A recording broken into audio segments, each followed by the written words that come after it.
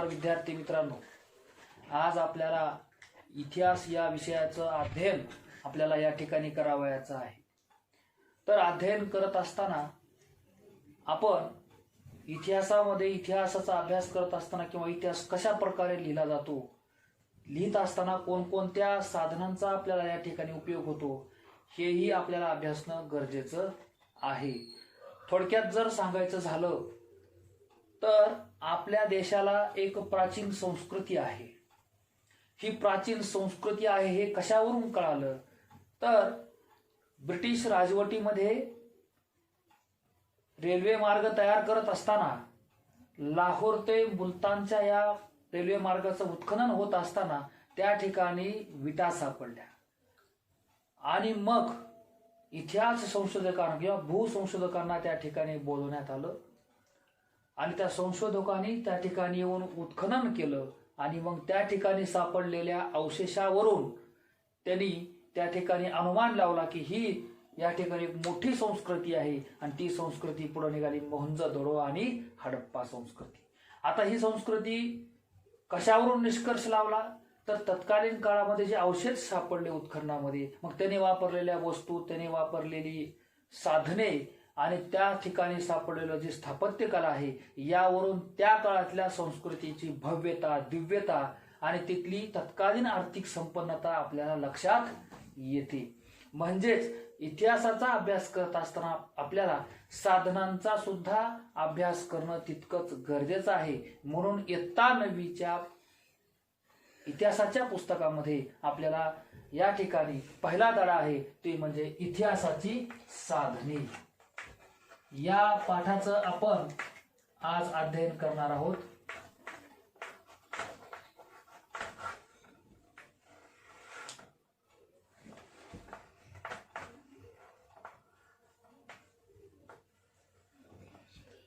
तर गेल्या वर्षी आणि मागील इयत्तेमध्ये प्राचीन व मध्ययुगीन इतिहासाचा अभ्यास करत असताना साधनांचा अभ्यास केला, परंतु या 9वीच्या इतिहासामध्ये आपण साधनांचा अभ्यास करत असताना स्वातंत्र्योत्तर कालखंडामधील आपल्याला इतिहासाच्या साधनांचा अभ्यास करावयाचा आहे। तर आधुनिक इतिहासाची साधने आणि प्राचीन आणि मध्ययुगीन काळातील साधने फार वेगळी आहेत आणि म्हणून आपल्याला या आधुनिक इतिहासाचा अभ्यास करावयाचा असताना, स्वातंत्र्योत्तर कालखंडातील इतिहासाचा अभ्यास करावयाचा असताना आपल्याला 4 प्रकारची साधने आपल्या समोर आहेत। ते म्हणजे 1 लिखित साधने,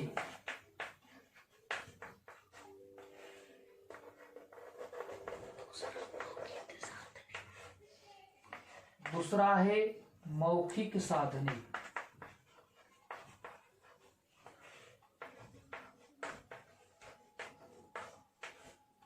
आणि तिसरा आहे भौतिक साधने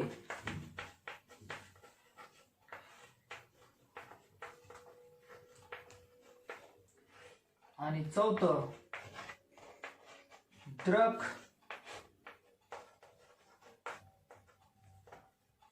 श्राव्य साधने। तर या 4 प्रकारच्या साधनांचा आपल्याला या ठिकाणी अभ्यास करावा लागेल। तर यातलं पहिलं साधन आहे ते म्हणजे लिखित साधने आणि या लिखित साधनामध्ये सुद्धा वेगवेगळ्या साधनांचा या ठिकाणी समावेश होतो। एक म्हणजे पहिलं साधन आहे वृत्तपत्रे, दुसरा आहे नियतकालिके,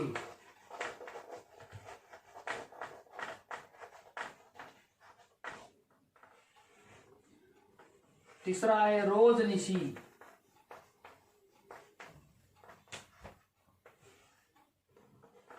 चौथा आहे पत्रव्यवहार,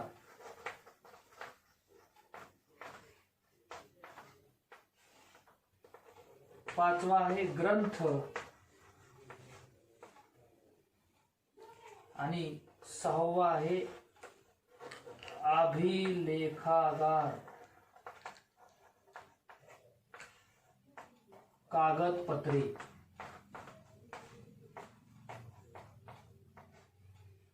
आणि 7वा आहे सरकारी गॅजेट.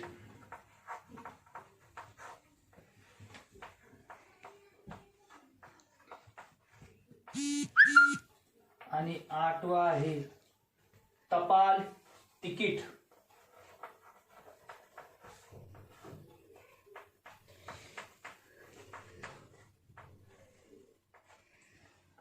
आणि शेवटचं 9वं कोश वाङ्मय.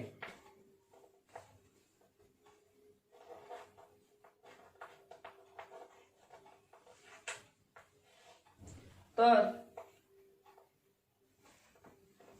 या 9 साधनांचा या लिखित साधनामध्ये समावेश होत असतो. तर जी वृत्तपत्रे आहेत हे सुद्धा इतिहासाचं अभ्यास करत असताना साधन म्हणून आपल्याला उपयोगी पडतात. त्याचबरोबर नियतकालिकेंना सुद्धा इतिहास अभ्यासामध्ये खूप महत्त्व आहे. रोजनिशी म्हणजे डायरी जी आपण रोज लिहित असतो. तर जे काही साहित्यकार आहेत, जे काही लेखक आहेत, त्यांनी लिहून ठेवलेली त्यांची जी रोजनिशी असते ते सुद्धा आपल्याला इतिहासाचा अभ्यास करत असताना त्यातला मजकूर आपल्याला उपयोगी पडतो. त्याचबरोबर पत्रव्यवहार आहेत. मग सरकारच्या द्वारे जे काही पत्रव्यवहार होत असतात शासकीय, ते सुद्धा पत्रे हे इतिहासाचे साधन म्हणून आपल्याला अभ्यासामध्ये उपयुक्त ठरतात. त्याचबरोबर ग्रंथ आहेत. मग ऋषी मुनी, साहित्यकार, लेखक या सर्वांनी लिहिलेले जे ग्रंथ आहेत त्यातली सुद्धा माहिती इतिहासाचा अभ्यास करत असताना ही साधन म्हणून या ग्रंथाचा सुद्धा उपयोग लिखित लेखनामध्ये होतो. त्याचबरोबर अभिलेखागार व कागदपत्रे. अभिलेखागार तर याच्यामध्ये हे सुद्धा इतिहासाचा अभ्यास करत असताना लिखित साधनामध्ये खूप महत्त्वपूर्ण आहे. कारण या अभिलेखागार जी कागदपत्रे किंवा अभिलेखागार कशाला म्हणतात हे विद्यार्थी मित्रांनो तुम्हाला माहीत आहे का? कारण या अभिलेखागारामध्ये ऐतिहासिक कागदपत्र या ठिकाणी जतन केली जातात आणि ते जी कागदपत्रे आहेत ते इतिहासाचं साधन म्हणून आपल्याला या ठिकाणी उपयोगी पडतात. दुसरी गोष्ट, हे जे भारतामधलं जे अभिलेखागार आहे तर हे दिल्ली या ठिकाणी आहे. आणि आपल्याला यासाठी एक अभिमानाची गोष्ट आहे की दिल्लीतलं अभिलेखागार हे आशिया खंडामधलं पहिलं आणि सर्वात मोठं असं हे काय अभिलेखागार आहे. म्हणून आपल्या देशासाठी ही अभिमानाची गोष्ट आहे. दुसरं आहे सरकारी गॅजेट. सरकारी गॅजेट म्हणजे काय तर राजपत्र. तर सरकारी जे राजपत्र आहेत, सरकारी जे आदेश आहेत हे देखील आपल्याला इतिहासाचे साधन म्हणून अभ्यास करत असताना उपयोगी पडतात. मुळामध्ये गॅजेट हा शब्द इटालियन भाषेतला आहे. त्याचं इंग्रजी भाषेमध्ये गॅजेट तयार झालं व मराठीमध्ये त्याला राजपत्र असे म्हणतात. त्याचबरोबर टपाल तिकिटे असतील. हे टपाल तिकिटे सुद्धा जी की पोस्ट खात्यामध्ये ही टपाल तिकिटेचा उपयोग आपल्याला या ठिकाणी करता येतो. आणि जी की वेगवेगळी टपाल तिकिटे आज पोस्टवरती छापली गेली तर त्याच्यामध्ये जी विविधता आहे, जे नाविन्यता आहे किंवा जी थोर नेत्यांची जे टपाल तिकिटे त्यांचे चित्र त्या तिकिटावर छापलेली असतात तर ती सुद्धा आपल्याला इतिहासाची साधन म्हणून या ठिकाणी उपयोगी पडतात. त्याचबरोबर कोश वाङ्मय असेल म्हणजे साहित्यकाराने जे साहित्य किंवा जे साहित्य आहे या वाङ्मयामध्ये ते सुद्धा इतिहासाचं साधन म्हणून या ठिकाणी आपल्याला उपयोगी पडतात. म्हणजे मुळामध्ये की वृत्तपत्राचं जर आपण पाहिलं तर लिखित साधनामध्ये खूप अनन्यसाधारण महत्त्व आहे. कारण लोकशाहीचा चौथा आधारस्तंभ म्हणून या वृत्तपत्राकडं पाहिलं जातं. आणि म्हणून विशेष म्हणजे की यांच्याच माध्यमामधून प्रमुख माहिती आपल्याला या ठिकाणी मिळत असते. 1961 बघा 1961 ते 2000 जवळपास 39 वर्षाच्या कालखंडामध्ये या वृत्तपत्राच्याच माध्यमामधून आपल्याला माहिती मिळत होती किंवा यांचं वर्चस्व या काळामध्ये राहिल्याचं दिसून येतं. परंतु नंतर काय झालेलं आहे, या शोध लावला आणि ते पण कशाचा तर इंटरनेटचा. त्यामुळं थोडंसं इंटरनेटकडं जास्त माहिती त्या ठिकाणी उपलब्ध होऊ लागली. पण हे भारतामध्ये आलं कसं तर तत्कालीन पंतप्रधान PV नरसिंहराव आणि आपल्या देशाचे तत्कालीन अर्थमंत्री डॉक्टर मनमोहन सिंग यांनी इसवी सन 1991 मध्ये जे उदारीकरणाचं धोरण स्वीकारलं, जागतिकीकरणाचं धोरण स्वीकारलं, खाजगीकरणाचं जे धोरण स्वीकारलं, त्यामुळं भारतामध्ये इंटरनेटची सुविधा उपलब्ध झाली. इंटरनेट म्हणजे आंतरजाल. त्यामुळं काय होऊ लागलं, मग संपूर्ण माहिती त्या इंटरनेटच्या माध्यमामधून जनतेला त्या लिखित साधनापेक्षा फास्ट म्हणजे वेगाने काय होऊ लागली, जनतेपर्यंत पोहोचू लागली. असं जरी असलं तरी सुद्धा वृत्तपत्रांचं महत्त्व आणखीन जशास तसंच आहे, त्याचं प्रभुत्व कायम आहे.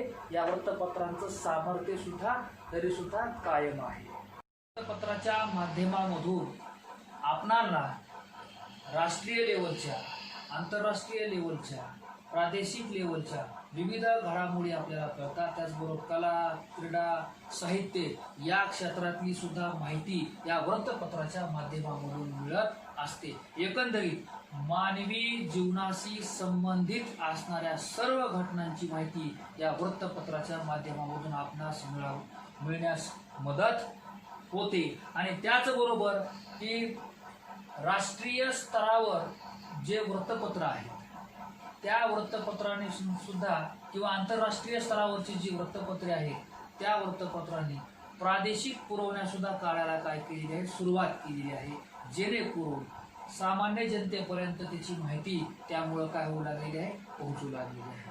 आता छापील माध्यमांच्या चळवळीमध्ये मुखपत्रे असतील, साप्ताहिके असतील, त्याचबरोबर मासिके असतील, वार्षिके असतील, यांचाही खूप या छापील माध्यमामध्ये समावेश होतो किंवा महत्त्वाचा वाटा आहे.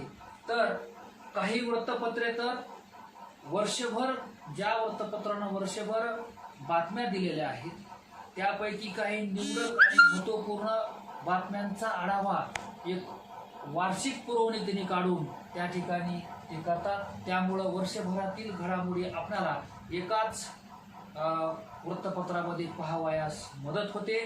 त्यामुळं वृत्तपत्र ही सुद्धा इतिहासाचं साधन म्हणून अभ्यास करत असताना खूप त्या ठिकाणी महत्त्वपूर्ण आहेत. धन्यवाद.